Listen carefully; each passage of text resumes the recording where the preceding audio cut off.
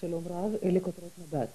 מנחם בגין, ראש ממשלתה השישי של מדינת ישראל, נטמן הערב בהר הזיתים בירושלים, בחלקת עולי הגרדום, ליד קברה של רעייתו עליזה.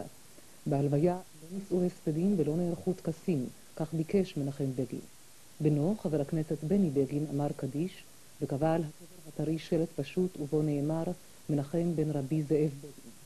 עוזרו ואיש אמונו של מנחם בגין, יחיאל קדישאי, אמר תפילת אל מלא רחמים, ואחר כך שרו ותיקי ביתר והאצ"ל את המנון ביתר, ועברו על פני הקבר עם ראשי העם והמדינה. רבבות אזרחים ליוו את מנחם בגין, זיכרונו לברכה, בדרכו האחרונה, ושיוו למסע ההלוויה סגנון עממי ופשוט, כפי שביקש מנחם בגין.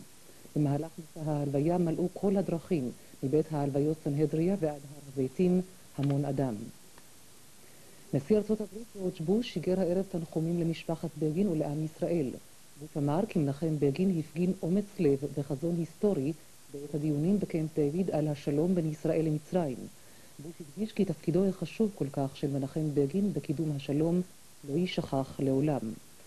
נשיא מצרים חוסני מובארק קורא לחברו בישראל להשתתף בהלוויה ושיגר מכתבי תנחומים למשפחת בגין ולנשיא חיים הרצוג.